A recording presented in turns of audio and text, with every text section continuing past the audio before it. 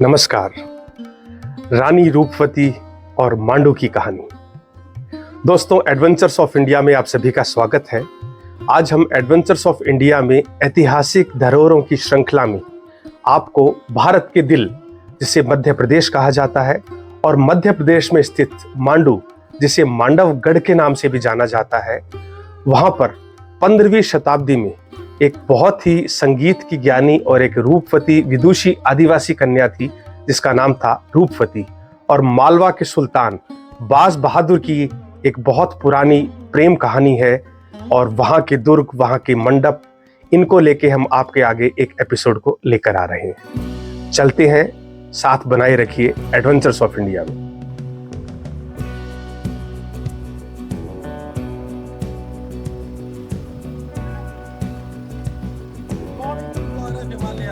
Good morning. Welcome. Good morning doctor Farooq Azam. Towards Mandu fort, Mandavgarh, Mandu fort. इतिहास के पन्नों में अलग अलग समय में अलग अलग तरीके से इसको बोला गया।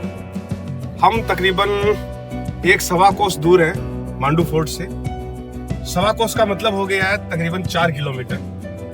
एक बहुत पुराना वट वृक्ष दिख रहा है। इस जगह की टोपोग्राफी और ज्योग्राफी बड़ी जबरदस्त है। आसपास मुगल कालीन कुछ पुराने बुर्जों के खंडर दिख रहे हैं और ये पठार है, छोटी छोटी पहाड़ियां। और लगभग हम लोग अगले 3 से 4 मिनट में मांडू फोर्ट में एंट्री कर जाएंगे।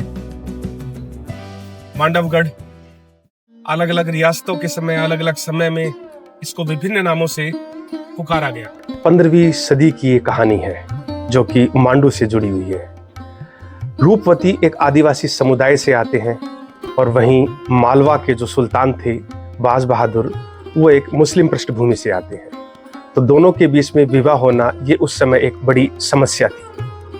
बाज बहादुर ने एक कार्यक्रम में भजनों के रूप में रानी रूपवती को सुना और उनकी संगीत की जब उन्होंने भाषा को देखा, उनके गायन को देखा और उनके सौंदर्य को देखा, तो वो प्रभावित हुए बिना ना रह सका।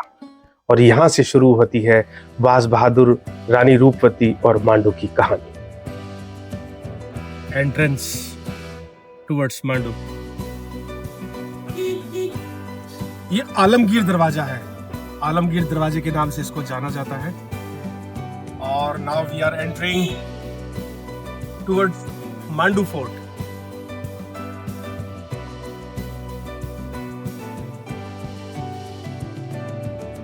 बहुत ही सुंदर और ये स्टीप पहाड़ी जिस पे मुझे किले की प्राचीर नजर आ रही है।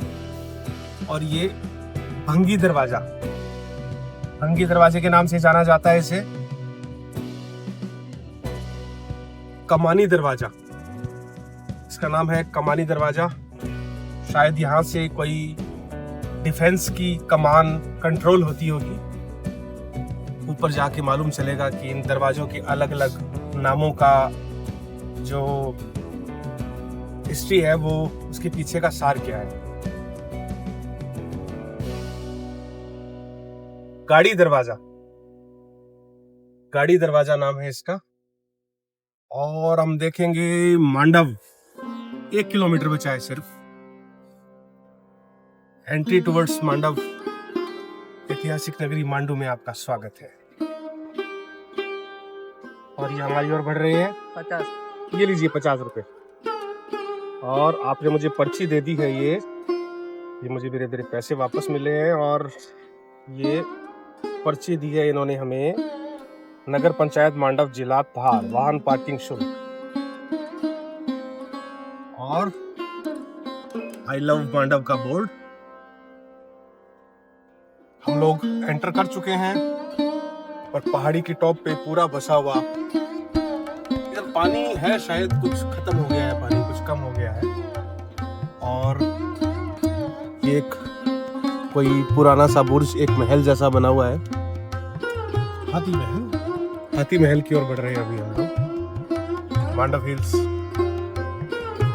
इसमें कोई दो राय नहीं कि ये जगह वाकई में बड़ी खूबसूरत है और एक बहुत बड़ा और एक पुराना इतिहास लिए हुए हर खंडर कुछ ना कुछ एक कहानी खुद बता रहा है।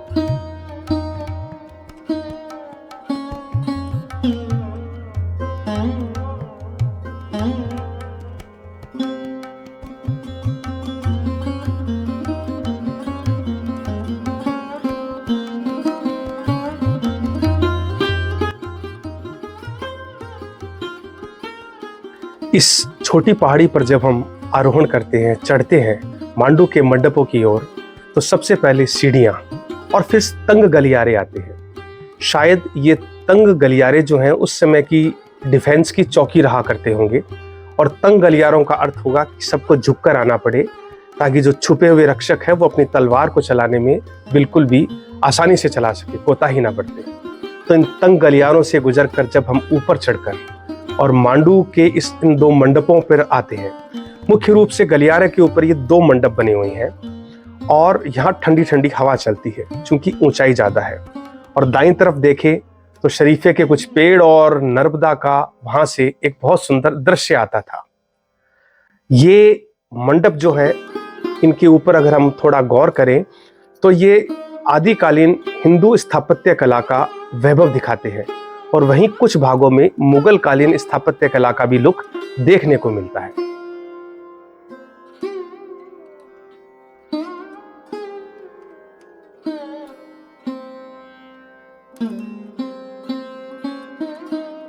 सर को थोड़ा झुका के चलना होता है। यहाँ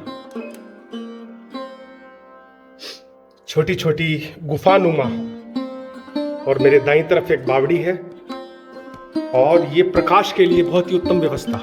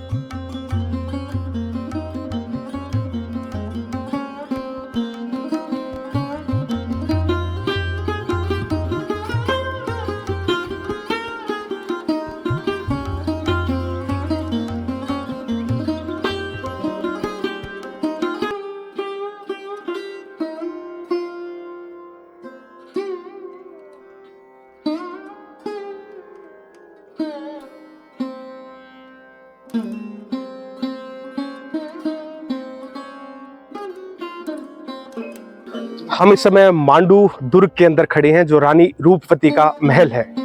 बहुत सारी अमर कहानियां बहुत पॉपुलर हैं इस दुर्ग की। ये एक विरासती है और जिसे का एक सांस्कृतिक केंद्र था किसी जमाने में। इसे भारत का हम्पी भी कहा जाता है। आप पीछे देख सकते हैं, ये मंडप है, ये एक मंडप है, महल नहीं है। कई लोग इसको महल कहते हैं। आप बाईं तरफ और अगर कैमरे को देखेंगे तो ये शरीफे के जो झाड़ियां हैं, पेड़ हैं, इनके अंदर से और पीछे नर्मदा नदी दिखाई देती है, कहीं कहीं बीच में ताल और तलैया, क्योंकि ये माना जाता था कि नर्मदा नदी और रानी रूपवती दोनों एक दूसरे के पूरक थे। एक बहुत लंबी कहानी है, मैं अपने नेक्स्ट एपिसोड में इसको बताऊंगा कि जब बाज बहादुर ने रानी रूपवती को ये महल बनवा कर दिया तो उन्होंने ये शर्त रखी थी कि मुझे हमेशा नर्मदा नदी के दर्शन होने चाहिए।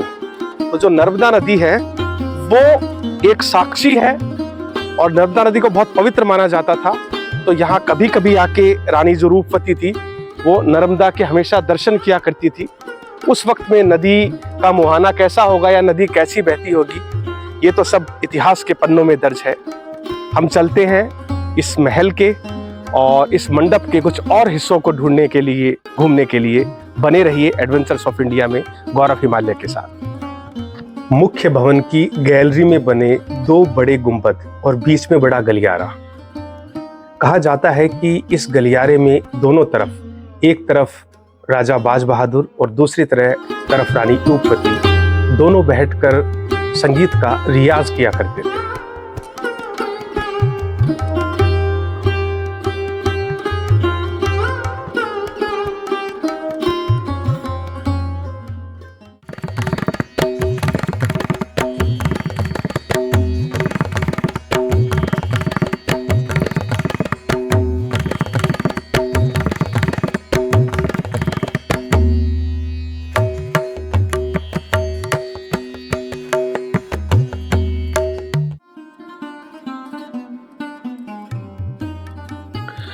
रानी रूपवती के इस मंडप, या इसको कुछ लोग महल भी बोलते हैं, इसमें जो कक्ष है ये पूरी गैलरी है। आप देखें तो चूने का काम है और बहुत मोटा रद्दा है इसका।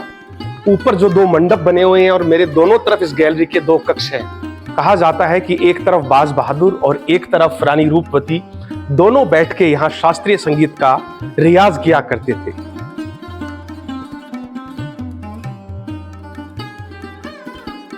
अगर हम झांक कर देखें उन अतीत के झरोकों में, तो क्या रंगत और क्या छटा बिखरती होगी जब बरसात के समय यहाँ की हरियाली, चटक हरियाली और पीछे दिखती नर्मदा नदी और संगीत का रियाज यहाँ रानी रूपवती और बाज बहादुर के बीच में होता था। बने रहिए एडवेंचर्स ऑफ इंडिया में आज हमारे साथ मांडू, मध्य प्रदेश में। कहते हैं कि अकबर ने अपने कुछ सैनिकों के माध्यम से रानी रूपवती के सौंदर्य का बखान सुना था और उनके संगीत की ज्ञान से वो वाकिफ हुआ। जब उसे पता चला तो उन्होंने रानी रूपवती को दिल्ली दरबार में आने का न्योता भेजा और कहा कि यहाँ आकर अपना गायन कीजिए। लेकिन रानी रूपवती और बाज बहादुर के स्वाभिमान को ये कहाँ मंजूर था। उन्होंने उसके लिए अकबर को साफ मना करवा दिया और वो वहाँ नहीं गए। इसी से तंग आकर अकबर ने उन पर आक्रमण किया और एक युद्ध में बाज बहादुर वीरगति को प्राप्त हुए। यहीं से शुरू हुई पीड़ा की कहानी, और जिस पीड़ा की कहानी में रानी रूपवती ने एक समय बाद मांडू के दुर्गों में आत्महत्या कर ली।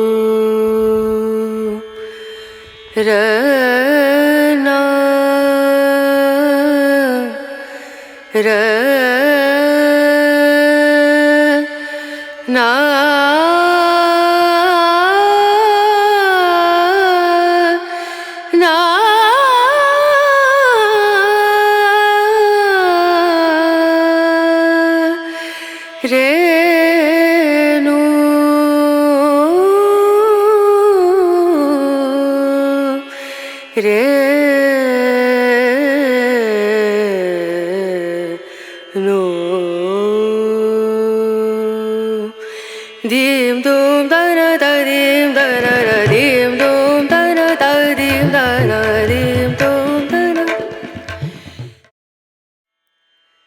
re no। दोस्तों, इस प्रेम कहानी का राजनीतिक और सामरिक रूप से एक दुखद अंत हुआ, लेकिन रानी रूपवती के गायन, उनकी आवाज, उनका शास्त्रीय संगीत और रानी रूपवती का नर्मदा नदी से प्रेम आज भी गांव में लोक गायन में उसकी बातें सुनने को मिलती हैं और उनके महलों में उनकी आवाज़ें महसूस होती हैं। मैं आपको एक बात और बताना चाहूँगा कि आज इस एपिसोड के बाद हम अपने नेक्स्ट एपिसोड में मांडू के ही जहाज महल को दिखाने वाले हैं। तो बने रहिएगा आप हमारे साथ, हमारे चैनल पे। नमस्कार।